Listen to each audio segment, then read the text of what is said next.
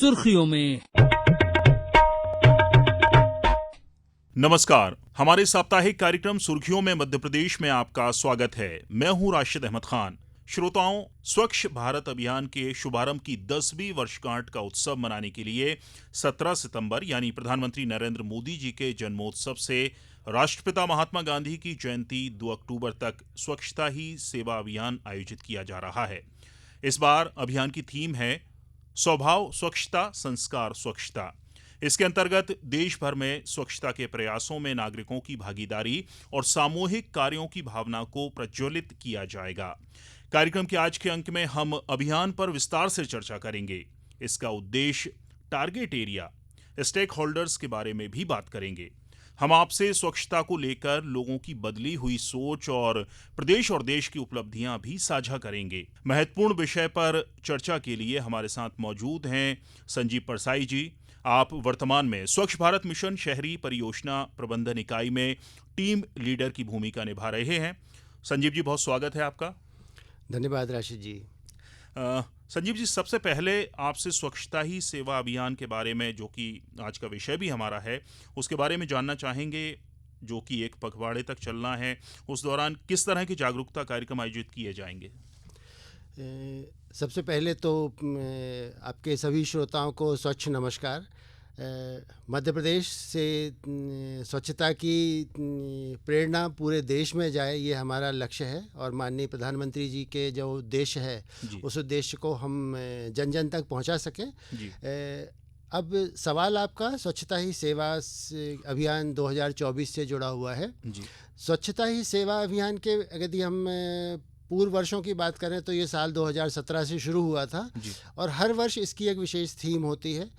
जैसा कि आपने अपने उद्बोधन में भी बताया कि इस वर्ष की थीम जो है स्वभाव स्वच्छता, संस्कार स्वच्छता है।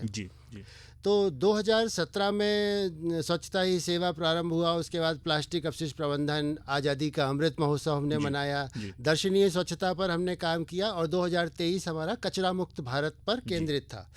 इस वर्ष स्वभाव स्वच्छता और संस्कार स्वच्छता को लक्षित करने का उद्देश्य बहुत वृहद है, क्योंकि हम स्वच्छ भारत मिशन में उस मोड़ पर आ चुके हैं कि जब हमको आगे भविष्य में संवहनी स्वच्छता की ओर बढ़ना है।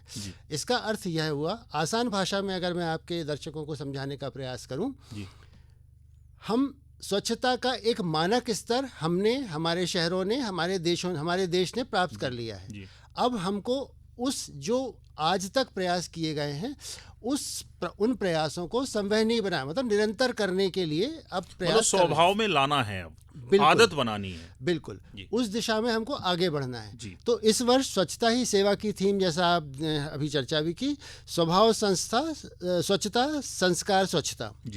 हमारे भारतीयों के स्वभाव में स्वच्छता है और हमारे संस्कारों में भी स्वच्छता है। इसको यदि इस प्रकार मैं आपको समझाने का कोशिश करूं कि जैसे आप प्राचीन ऋषि मुनि के ज़माने से देखिए कि अपना घर साफ करने के बाद ही भोजन बनाने की परंपरा थी, तो वो हमारा स्वच्छता का स्वभाव है। हमारे संस्कारों में स्वच्छता है। लेकिन जैसे जैसे परिस्थितियां बदली तो चीज़ें थोड़ा सा विकृत रूप देने लगी। एक समय के, जब आज़ादी के पहले की हम बात करें या आज़ादी के कुछ समय बाद की हम बात करें, तो उस समय कचरे के नाम पे हमारे पास धूल और पौधों की पत्तियां वगैरह हुआ करती थी। लेकिन जैसे जैसे बाजार का विकास हुआ, हमारे शहरों में, हमारे गांव में पॉलीथीन, रैपर्स और दूसरे जो हैं, ये कचरा बढ़ता चला गया। तो आज हमारा जो कचरे का स्वरूप है ये थोड़ा सा चिंताजनक है। हमको इसको नियंत्रण करने के लिए स्वच्छ भारत मिशन की परिकल्पना माननीय प्रधानमंत्री जी द्वारा की गई थी। संस्कारों में हमारे स्वच्छता है, उस स्वच्छता को हमको अब जमीन पे ले जाना है। इसका उदाहरण मैं आपको आसान शब्दों में आपके दर्शकों को समझाने का प्रयास करता हूं कि हम लोग भारतीय व्यक्तिगत रूप से स्वच्छ हैं। हम घर भी साफ करते हैं, हम अपने आसपास भी सफाई रखते हैं, अपने शरीर को भी साफ रखते हैं। लेकिन जब हम सामाजिक रूप से हम बात करते हैं तो एक व्यवहार है हमारा कि हम पब्लिक एरिया में थूक देते हैं, हम केला खाएंगे, कचरा वहीं डाल कचरा देंगे, वहीं कहीं भी डाल, बिल्कुल सही बात है। घरों से साफ करके कचरा किसी अपने मोहल्ले के कोने में किसी में डाल देंगे। तो कुछ तो कारण था कि स्वतंत्रता के 60 साल बाद भारत का प्रधानमंत्री लाल किले की प्राचीर से लोगों से स्वच्छता का आह्वान कर रहे हैं। तो इस कारण ये हमारे संस्कारों में जो स्वच्छता है उसको हमको इस अभियान के दौरान सामने लाना है। जी। तो ये तो इसका जो विषय जो है, थीम है, इसका थोड़ा सा विस्तार मैंने दे दिया आपके दर्शकों के लिए। अब जैसा आपका सवाल है कि इस दौरान क्या क्या गतिविधियां संभावित हैं, मूल तौर पर स्वच्छता ही सेवा अभियान में 3 प्रकार की गतिविधियों को विभाजित किया गया है। सबसे पहली गतिविधि जो है और प्रमुख गतिविधि है, ये स्वच्छ भारत मिशन का लक्ष्य भी है, स्वच्छता की भागीदारी। स्वच्छता में अधिक से अधिक व्यक्तियों की भागीदारी हो।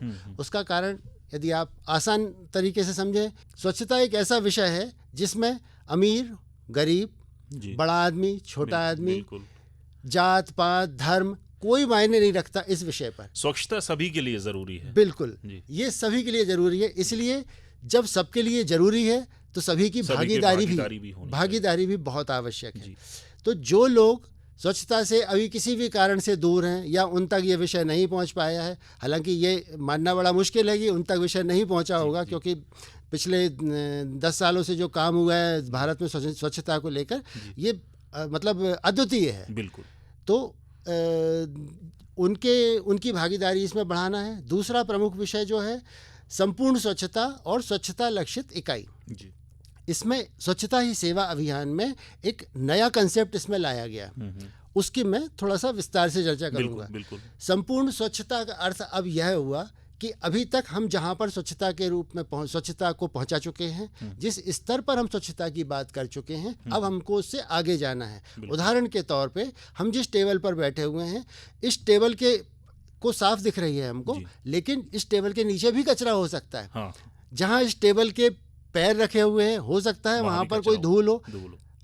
क्यों धूल है? हमारा उद्देश्य नहीं है कि वहां धूल रहे, लेकिन ये हो सकता है कि रोज जो सफाई इस कमरे में हो रही है, उस सफाई करने वाले भाई जो हमारे हैं या हमारी बहन जो हैं, उनके हाथ वहां तक ना पहुंच रहे हों।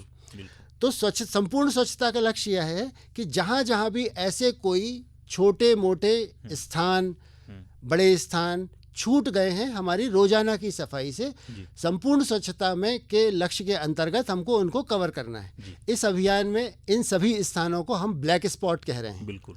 तो हमारे घर में है, हमारे मोहल्ले में है, हमारे शहर में है, हमारे जलाशयों के किनारे हो सकते हैं, हमारे बाजारों में हो सकते हैं, हमारे किसी सार्वजनिक स्थल पे हो सकते हैं, हमारे कार्यालयों में हो सकते हैं। तो जहाँ जहाँ भी ऐसे स्थान हैं जहाँ पर कचरा किसी कारण से एकत्रित हो गया हो या हमारी प्रतिदिन की सफाई में वो नहीं आ पा रहे हों, उन सभी स्थानों को इस अभियान के अंतर्गत हमको क्लीन करना है। बिल्कुल। और क्लीन के साथ साथ ऐसी स्थितियां भी वहां पर पैदा कर देनी है, करना है और आदत में शुमार भी करना है। बिल्कुल। लोगों की ये आदत बने और संस्कार में शामिल हो जाए वो। बिल्कुल। और ऐसी व्यवस्था भी हम करके जब वहां से हटेंगे तो ऐसी व्यवस्था करके हटेंगे जिससे कि वो दोबारा वो स्थान गंदा ना हो। ये इसका दूसरा प्रमुख है। और तीसरा जो पूरे स्वच्छता की धुरी है, सफाई मित्र। सफाई मित्रों से आशय हमारे जो सफाई कर्मी हैं उनसे है। मध्य प्रदेश देश का पहला राज्य है जिसने सफाई मित्र शब्द का इस्तेमाल शुरू किया था। आज पूरा देश में सफाई मित्र इस्तेमाल किया। मैं हमारे आपके श्रोताओं से भी आग्रह करूंगा कि भविष्य में कभी सफाई इनके बारे में चर्चा करें तो सफाई मित्र शब्द का ही प्रयोग करें। अब माननीय प्रधानमंत्री जी भी सफाई मित्र का ही प्रयोग करते हैं। तो सफाई मित्रों के लिए सुरक्षा शिविर का आयोजन करना है। उनका सम्मान होगा इस दौरान, जहाँ जहाँ भी आवश्यक होगा उनकी प्रशिक्षण होंगे। कार्य के दौरान बहुत सारी परिस्थितियां ऐसी बनती हैं कि उनको अपना ध्यान रखा होता है, उस विषय पर उनका प्रशिक्षण होगा। उनको जो पीपीई किट्स वगैरह हैं वो दिलाई जाएंगी। और एक महत्वपूर्ण है कि शासन की जितनी भी हितग्राही मूलक योजनाएं हैं उनसे उनको प्राथमिकता से जोड़ने का अभियान भी इसी दौरान चलाया जाएगा। तो प्रधानमंत्री उज्ज्वला योजना से जोड़ना है या प्रधानमंत्री आवास योजना से जोड़ना है या आयुष्मान कार्ड से किसी को जोड़ना है, तो इस दौरान सफाई मित्रों को 100% लाभ उपलब्ध कराने का लक्ष्य रखा गया है। और इसमें एक चीज़ और महत्वपूर्ण है कि सफाई मित्र ऐसा नहीं है कि जो सिर्फ नगर पालिकाओं में या नगर निगमों में या वार्डों में या गाँव में काम करना है, सिर्फ उन्हीं के लिए बात है ये। जी किसी भी रूप में जुड़े हुए सफाई मित्र जी सभी को उसका लाभ मिलेगा। जी जी जी। संजीव जी, दो अभियान हैं जहां पर हम इनका जिक्र करेंगे। एक तो स्वच्छ भारत अभियान और स्वच्छता ही सेवा अभियान। ये दोनों किस तरह से अलग हैं और इनकी शुरुआत दोनों की किस किस सन में हुई थी, वो आम जो श्रोता हैं वो किस तरह से इसमें भिन्नता करें?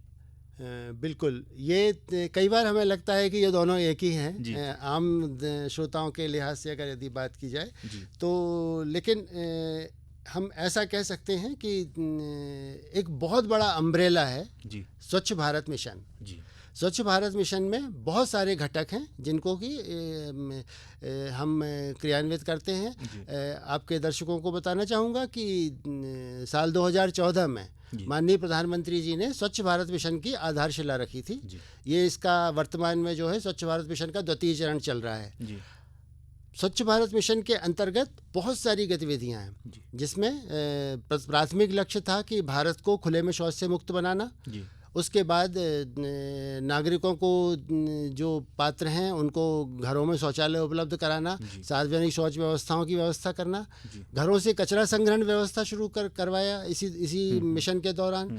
कचरे को प्रोसेसिंग की बात की कि जो शहरों में कचरे के ढेर लग रहे थे उनको जी हटाने के लिए, खत्म करने के जी, लिए जी, बात की स्वच्छ भारत मिशन के अंतर्गत। अब आगामी लक्ष्य जो है कि जो हमारे जो घरों में सेप्टिक टैंक्स होते हैं जी या हमारे जो सार्वजनिक स्थलों पर, कार्यालयों में, हॉस्टल्स में और होटल्स वगैरह में जो सेप्टिक टैंक्स होते हैं उनकी विधिवत सफाई हो। क्योंकि हो ये रहा है कि बड़े बड़े सेप्टिक टैंक्स बने हुए हैं, कई सालों तक साफ़ नहीं होते हैं, तो उसका जो जल है वो ज़मीन में जाता है और भूजल प्रदूषित करने की संभावना रहती है उससे। जी तो अब इस विषय को स्वच्छ भारत मिशन द्वितीय का लक्ष्य रखा गया है। इसके तहत शहरों में एसटीपीज जो हैं उनका प्लांट्स हैं, उनको प्रोसेस करने के लिए जो उस पूरे फीकल स्लज को, मल जल किसको कहा जाए, मल जल को प्रसंस्कृत करने के लिए इकाइयाँ हैं वो बनाई जा रही हैं। तो ये तो हो गया पूरा स्वच्छ भारत मिशन। जी आगे भविष्य में इसमें और भी चीज़ें जुड़ेंगी, जैसे स्वच्छ भारत मिशन के अंतर्गत कचरा मुक्त शहरों की अवधारणा आई। कचरा मुक्त शहरों से आशय ये है कि ऐसे शहर जहाँ पर कोई भी गीला कचरा जो है वो सिस्टम में नहीं आ रहा है, लोग अपना गीला कचरा खुद प्रसंस्कृत कर रहे हैं, कंपोस्ट बना रहे हैं। सूखा कचरा जहाँ जहाँ भी आ रहा है वो सूखा कचरा प्रोसेस हो रहा है, 100% प्रोसेस हो रहा है और ये वार्ड लेवल तक है, घरों तक है। जी तो उसी की ये स्वच्छ भारत मिशन की मोटी मोटी बातें हो गई। जी जी अब आ जाते हैं हम स्वच्छता ही सेवा। स्वच्छता ही सेवा, जैसा मैंने पहले भी बताया कि सबसे पहले साल 2017 में इसकी आधारशिला रखी थी और ये बापू के जन्मदिन के 15 दिन का एक पखवाड़ा मनाने का भारत सरकार का निर्णय था कि एक ऐसा पखवाड़ा मनाया जाए जिस पखवाड़े में लोग स्वतः प्रेरणा से आकर जुड़ें और इसमें बापू का सपना जो है, सपना था जो स्वच्छ भारत बनाने का या स्वच्छता का जो सपना था उसको हम पूरा करें। अब इसमें एक महत्वपूर्ण कड़ी जुड़ गई कि 17 सितंबर को हमारे भारत के प्रधानमंत्री माननीय मोदी जी का जन्मदिन होता है। तो ये इस तरह से देखा जाए संयोग बहुत अच्छा है कि ये संयोग, हाँ बिल्कुल बिल्कुल, 17 तारीख से शुरू होकर 2 अक्टूबर तक ये पूरा पखवाड़ा चलता है और 15 दिन का समय एक बहुत लंबा समय भी है कि जहाँ पर एक दिन का अभियान नहीं, 2 दिन का अभियान नहीं, 15 दिन का जो समय रहता है वो पर्याप्त रहता है कि लोगों तक बात वो पहुँचे और वो स्थायी रहे, उनके जहन में, उनके दिमाग में स्थायी रहे। इसलिए पखवाड़ा, इसमें किस तरह के जो स्वच्छता ही सेवा जो अभियान है उसमें किस तरह के कार्यक्रम आयोजित किए गए हैं? पहले 2017 से जैसा आपने बताया शुरुआत हुई थी, किस तरह के हुए 2017, 2018, 2019 में? 2017 में जैसे स्वच्छता ही सेवा अभियान की आधारशिला रखी थी तो इसमें सबसे पहले तो यही था कि ज़्यादा से ज़्यादा लोग इस अभियान से जुड़ें, घरों से निकल के आएँ, जनप्रतिनिधि भागीदारी करें और हमारे शहरों को, गाँवों को स्वच्छ बनाने के लिए सब लोग साझा प्रयास करना सुनिश्चित करें। 2017 में यह विषय था। उसके बाद 2018 में स्वच्छता पर आधारित जितनी भी गतिविधियां थी उनका समावेश 2018 के स्वच्छता ही सेवा अभियान में कर दिया गया, जिसमें प्लास्टिक वेस्ट पर, प्लास्टिक जो पॉलीथीन जो है, अमानक पॉलीथीन है, उस पर प्रतिबंध को लागू करना और दूसरे विषयों पर भी इस पर गतिविधियां की गई, जिसमें खुले में शौच से मुक्त भारत बनाना, ओपन यूरिनेशन को रोकना और नागरिकों को मानसिक रूप से सशक्त करने की दिशा में आगे बढ़ना। तीसरा 2019 का प्लास्टिक अपशिष्ट प्रबंधन पर आधारित था। इसमें सिंगल यूज़ प्लास्टिक के अलावा जो प्लास्टिक है उसको भी लिया गया कि बहुत सारा प्लास्टिक ऐसा है जो हमारे सिस्टम में होता है, ज़मीन में चला जाता है, कई सालों तक खराब वो डिकम्पोज नहीं होता है, डिकम्पोज होता है तो वो हमारे जल स्रोतों को दूषित करता है, पार्टिकल्स उसमें आते हैं, हमारे ड्रिंकिंग वाटर में, सप्लाई चेन में आ गए हैं वो। तो उन चीज़ों को रोकने के लिए प्लास्टिक अपशिष्ट प्रबंधन पे बात की गई। काफ़ी बड़ा विषय था ये। 2021 में हमने आज़ादी का अमृत महोत्सव मनाया था। तो आज़ादी का अमृत महोत्सव को स्वच्छता, गंदगी से आज़ादी का महोत्सव हमने इसको निरूपित किया था 2021 में। 2022 अब एक स्वरूप ले चुकी थी स्वच्छता तब तक हमारे देश में, तो इसको विजिबल ब्यूटिफिकेशन अर्थात दर्शनीय स्वच्छता, ऐसी स्वच्छता जो दिखाई भी दे, उस विषय पर लक्षित किया गया। उदाहरण के तौर पे अगर कोई कमरा साफ है तो वो साफ है, कोई दिक्कत नहीं है उसमें, लेकिन अगर उस कमरे में दर्शनीय भी होना, हाँ, उस कमरे को साफ है और उसमें एक छोटा सा एक कोई फ्लावर पॉट रखा हुआ है तो उस कमरे की स्वच्छता कई गुनी बढ़ जाती है। बिल्कुल। तो इस एंगल से स्वच्छता को देखा गया, जहाँ विजिबल स्वच्छता, महसूस हो लोगों को स्वच्छता, उस विषय पर बात की गई। 2023 जैसा मैंने बताया कचरा मुक्त भारत का अभियान था कि शहरों में जितना भी कचरा निकल रहा है उस कचरे को प्रोसेस करने की बात है, नागरिकों को जागरूक करने की बात है। हर नागरिक कचरा प्रबंधन से जुड़े, कचरे को ख़त्म करना या कचरे का प्रसंस्करण करना अपनी जिम्मेदारी समझे। और इसी के साथ एक एलिमेंट था कि हम कम से कम कचरा भी उत्सर्जित करें। तो ये 2017 से 23 तक की एक स्वच्छता ही सेवा की जर्नी थी और इस साल का तो हम चर्चा कर चुके हैं। स्वच्छ भारत मिशन को 10 वर्ष पूर्ण हो रहे हैं। प्रधानमंत्री जी ने 2014 में इसकी शुरुआत की थी। आमतौर पर ये देखने में आया कि लोगों की सोच तो बदली है कचरे को लेकर, स्वच्छता को लेकर। इसे आप किस तरह से देखते हैं? हम आमतौर पर भी अपने आसपास के बाज़ारों में और घर के आसपास भी देखते हैं, पहले जहाँ कचरे के ढेर लगे रहते थे और लोग कहीं भी फेंक देते, पूरी तरह से नहीं हुआ है लेकिन सोच तो बदली है। काफ़ी हद तक लोग जागरूक हुए हैं और स्वच्छता को लेकर जागरूक हुए हैं, कचरा इधर उधर नहीं फेंकते हैं फिर भी। बिल्कुल बिल्कुल, ये आपने बहुत अच्छा सवाल उठाया है जी कि लोगों का इस समय स्तर क्या है, हम उसको ऐसे समझें जी कि इस समय लोग स्वच्छता को लेके क्या सोचते हैं। मैं आपको एक उदाहरण देता हूँ बहुत छोटा सा जी कि शहरों में घरों से कचरा संग्रहण हो रहा है। 2 साल पहले तक या 4 साल पहले तक, या हम बात करें साल 2017-18 की हम बात करें, तब तक अगर यदि कचरा संग्रहण वाहन, तब तक मध्य प्रदेश में और बाकी राज्यों में भी कचरा संग्रहण वाहनों से कचरा संग्रहण करना शुरू हो गया था। जी। उसके पहले क्या करते थे लोग? अपने घर का कचरा निकाल के कहीं कोने में साइड में डाल देते थे। बिल्कुल। हर मोहल्ले में एक पात्र रखा रहता था, वहां कचरा डालते थे और वो इतना भरा जाता था, उसके आसपास बिखरा हुआ रहता था, कहीं नहीं भी होता था, नहीं भी होता था। बिल्कुल। तो लोग खुले में डालते थे जी। और उसको उठाने की एक स्टैंडर्ड व्यवस्था थी, लेकिन हर चीज़ में समय तो लगता है। लेकिन कचरा संग्रहण होने लगा तो 2020 आते आते तक मध्य प्रदेश का अगर मैं उदाहरण दूं तो ये लोगों के स्वभाव में आ गया कि अब कचरा बाहर नहीं डालना है। जी। क्यों नहीं डालना है? क्योंकि एक वाहन आता है प्रतिदिन उनके दरवाजे पे, तय समय पर आता है, तय समय पे आता है, वह उसको वाहन को कचरा देना है। अब आप इसको कैसे अंदाज लगाएंगे, लोगों का व्यवहार कैसे बदला? मैं आपको एक बहुत छोटा सा उदाहरण दे रहा हूँ जो हमारे व्यक्तिगत अनुभव से भी है कि अगर यदि किसी शहर में या किसी मोहल्ले में गाड़ी नहीं जाती है एक दिन या लेट हो जाती है तो हमारे कॉल सेंटर्स पर लगातार फ़ोन आने शुरू हो जाते हैं। जी। इसका अर्थ क्या हुआ कि अब लोगों के अभ्यास में आ गया है कि एक कचरा वाहन आएगा, मुझे कचरे उस वाहन में कचरा देना है, अदरवाइज मेरा कचरा रखा रह जाएगा, अगले दिन दूंगा फिर मैं उसको। तो ये लोगों के व्यवहार में आ गया है कि कचरा अब बाहर नहीं फेंकना है। जी। एक वाहन आएगा, वो कचरा आपसे लेके जाएगा। जी। एक बात तो ये होगी। जी। ये लोगों के व्यवहार को बदलाव दिख रहा है यहाँ पे। बिल्कुल। मैं साल 2017 में एक यूनिसेफ के साथ था जी। तो उस दौरान ये चर्चा चल निकली थी कि जब ये खुले में शौच से मुक्त भारत की कल्पना हमको करना है जी।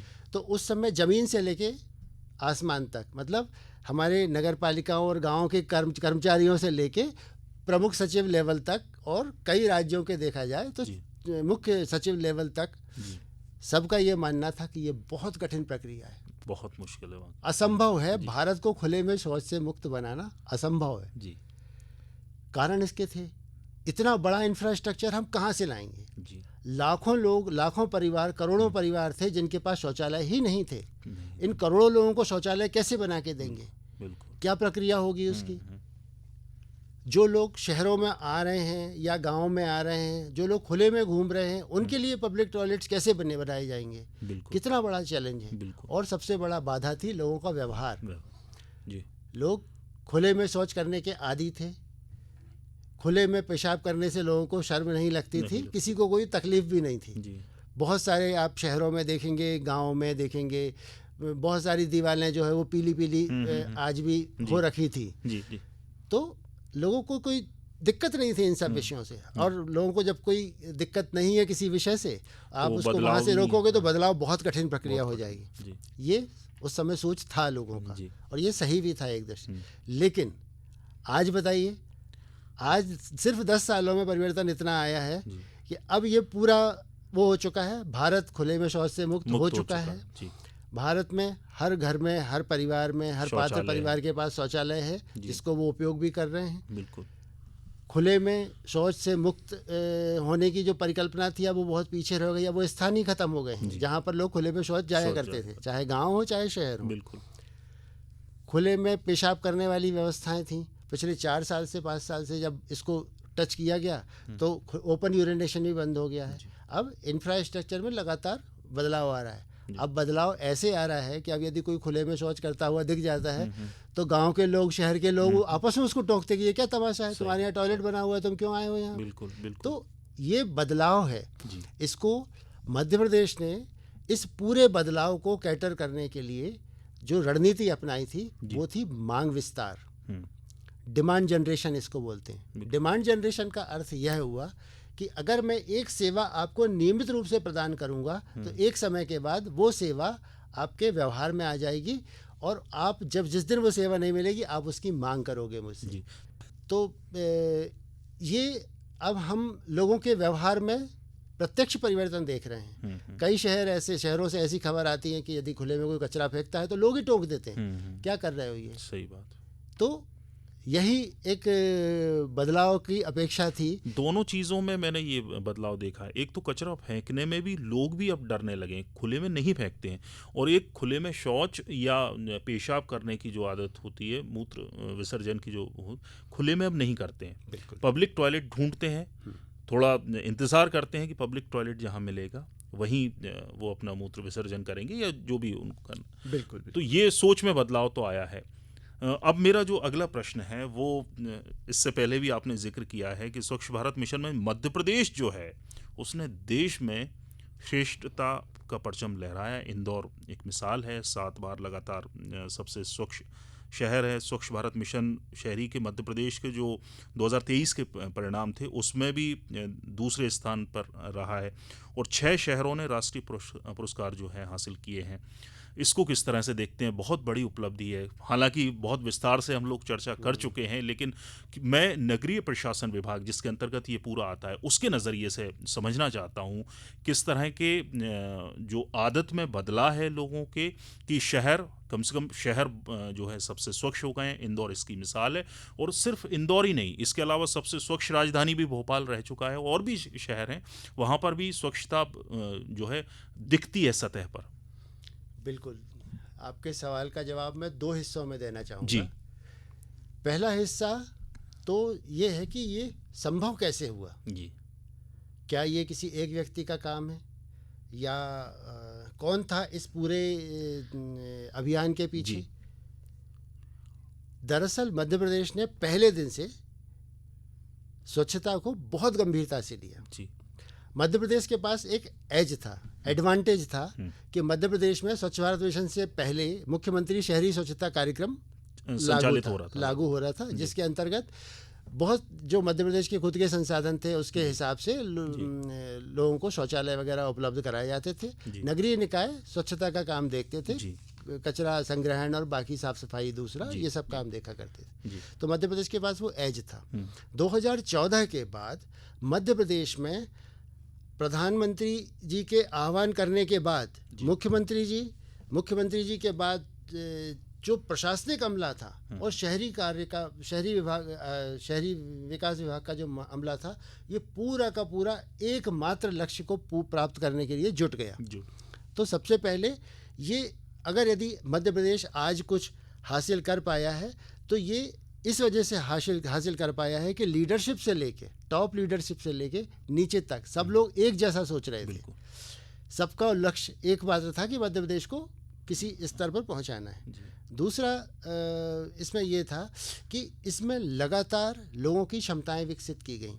नगरीय निकायों की कैपेसिटी बिल्ड करने के लिए जो संभव हो सकता था वो सब किया। उनको बताया गया, उनको समझाया गया, उनको आर्थिक सहयोग दिया गया, उनको मतलब फाइनेंशियल कैपेसिटी, मैनेजमेंट कैपेसिटी उनकी बढ़ाई गई। इंफ्रास्ट्रक्चर मध्य प्रदेश में कैसे बेहतर हो सकता है उस विषय पर चर्चा की गई। प्रोसेसिंग, कचरे का प्रोसेसिंग के लिए बहुत पैसा लगता है, ये जटिल प्रक्रिया है। मतलब आम आदमी को शायद ही लगता है ये कचरा प्रोसेसिंग क्या होता है यार, फेंक दो कहीं अपने आप सड़ जाएगा, गल जाएगा, ऐसा नहीं होता है। इसी का कारण प्रोसेसिंग बहुत मुश्किल, बहुत जटिल प्रक्रिया है और महंगी प्रक्रिया है। मैं यदि मोटे तौर पे कहूँ, इन सारे संसाधनों को इकट्ठा करना, टेक्नोलॉजी को लाना, उसके बाद शहरों को तैयार करना कि वो उस स्तर पे जाके बात करें, तो इस तरह से मतलब बारीक से बारीक चीज़ों की जो चीज़ हैं स्वच्छता की, उनको लक्षित किया गया। अब इसके बाद प्रमुख विषय था कि लोग कैसे जुड़ेंगे इससे। उस लोगों को जोड़ने में एक तो मैंने जैसे आपको मांग वृद्धि, डिमांड जनरेशन का उदाहरण बताया, वो तो रणनीति थी। शहरों के नागरिकों को जोड़ने में हमारे जो माननीय जनप्रतिनिधिगण हैं शहरों में, गांव में हमारे जो जनप्रतिनिधि हैं, हमारे मुख्यमंत्री जी खुद निकल के आगे आए। आज भी हमारे मुख्यमंत्री जी स्वच्छता को लेकर आगे हैं। हमारे मंत्री जी आगे हैं। कहीं स्वच्छता का प्रोग्राम होता है तो कहीं ये नहीं कहते कि हमारे पास टाइम नहीं है या हमसे संभव नहीं हो पाएगा। स्वच्छता के लिए जो हमारे प्रधानमंत्री जी का निर्देश है, तो उस आधार पे मुख्यमंत्री जी, मंत्री जी, राज्य मंत्री जी और भी जितने भी अन्य जनप्रतिनिधियों ने बहुत आगे रहे, वो हर समय तत्पर हैं जी। किसी गांव में हो, किसी शहर में हो जी, तो उनका जो आभा मंडल है उससे लोगों को बहुत प्रेरणा मिली कि देखिए आप जब ये लोग इस लेवल पे जाके बात कर रहे हैं तो आम आदमी क्यों कोर कसर छोड़ेगा उसमें। तो ये सारी प्रेरणा के स्रोत रहे। इसकी वजह से आज हर नागरिक स्वच्छता का, इवन बच्चा तक स्वच्छता को लेके जागरूक है। और कई ऐसे उदाहरण मिल जाएंगे आपको कि लोग खुद आके प्रयास कर रहे हैं। मतलब मैं ऐसे कई बच्चों को जानता हूँ जिनको हमने कभी नहीं बोला कि आप आइए इस अभियान में सहयोग करिए, बच्चे खुद निकल के आए हैं और काम कर रहे हैं। कितने लोग हैं जो घर घर जाके लोगों को सिर्फ यही समझाते हैं कि आपको कचरा गीला और सूखा अलग अलग करके देना है। क्योंकि इससे कचरा प्रबंधन आसान हो जाता है। जबकि हमने उनको कुछ नहीं बोला है, मतलब मिशन की तरफ से नहीं बोला गया, लेकिन उनको मैसेज वो पहुंच गया है। तो ये सब कारण है कि सबका मिला जुला प्रयास है कि मध्य प्रदेश आज इस स्तर पे है और आने वाले समय में और भी बेहतर करेंगे। बिल्कुल। संजीव जी, कार्यक्रम का जो समय है अब वो समाप्ति की ओर है। इस कार्यक्रम में आने के लिए और इतने महत्वपूर्ण विषय पर इतने महत्वपूर्ण अपने अनुभव हमसे साझा करने के लिए, श्रोताओं से जो अभियान चल रहा है स्वच्छता ही सेवा अभियान, उस पर महत्वपूर्ण जानकारी देने के लिए बहुत बहुत शुक्रिया। धन्यवाद। आप सब, आपके दर्शकों को भी बहुत बहुत बधाई और शुभकामनाएं। एक अनुरोध रहेगा कि सभी लोग जो भी इस कार्यक्रम को सुन रहे हैं, इस स्वच्छता ही सेवा अभियान में आगे निकल कर आएँ। जिस स्तर पर भी सहयोग कर सकते हैं, हर उस स्तर पर अपना सहयोग दें। धन्यवाद। जय हिंद। कार्यक्रम के इस अंक में फिलहाल इतना ही। अगले हफ्ते फिर मुलाकात होगी नए विषय के साथ। तब तक के लिए नमस्कार।